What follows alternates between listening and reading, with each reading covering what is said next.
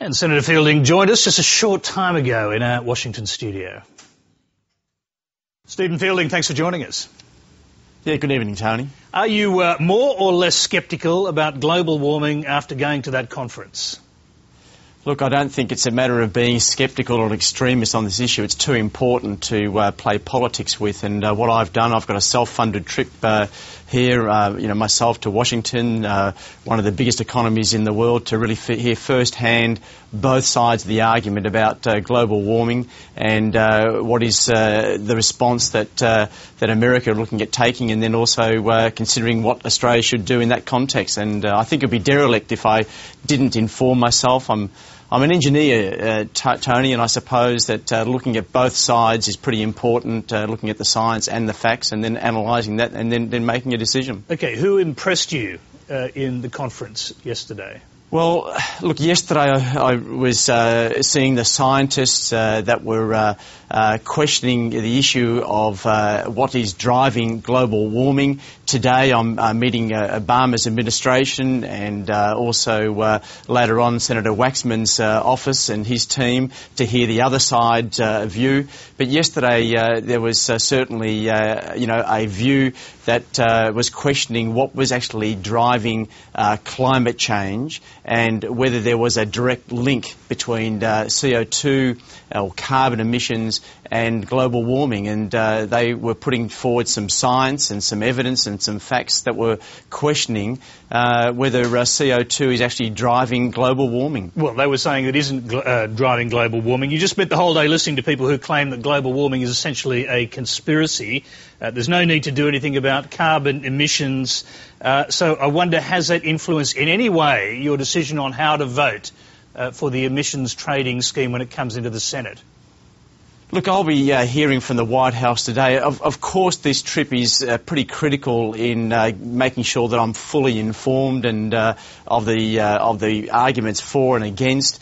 And I'll be coming back to Australia to sit down with the Senator Wong and the Rudd government to share with them and to see what their thoughts are and what I've heard from here. Now, what they did say yesterday, the scientists, and look, I'm not saying that they're right, but they've actually put a very big question about the link between carbon emissions and global warming. Now, what they put forward yesterday was that, in fact, over the last 10 years, carbon emissions have gone up, but global temperatures have not gone up. Now, well, I mean, yes, that is their claim, that since 1998, when there was a peak in temperatures, it hasn't gone up. But you'd be aware of the other evidence on that, wouldn't you, I dare say? The Britain's Hadley Centre, yes, which is one of the most respected organisations involved in measuring global temperature, has data for global mean temperatures that says 1998 was the hottest year on record, 2005 the second hottest year on record, the third hottest 2003, the fourth 2002, the fifth hottest 2004 and the sixth hottest 2006. They're saying they're the hottest temperatures ever measured since temperatures were first taken in 1880. And so that puts a question on it. But, Tony, you've got to actually look at the facts and figures, which you've put forward a case.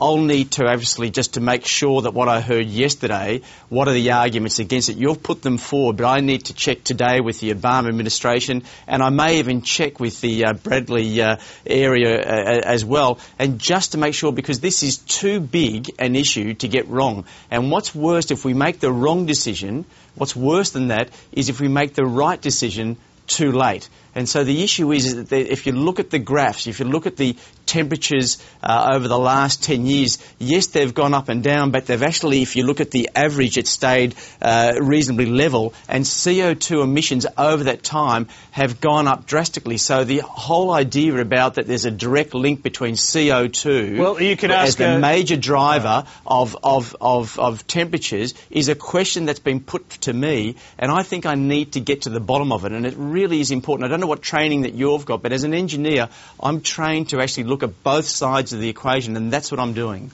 So how are you planning to make up your mind in that case? Because obviously well, as I said, you've now heard a whole range of sceptics, some of them scientists, some of them not. Now you're going to meet scientists who have a very different view. How are you going to weigh who's got this right? Well, you've got to challenge both sides. And up until now, I, like most Australians, have just believed one side of the story totally.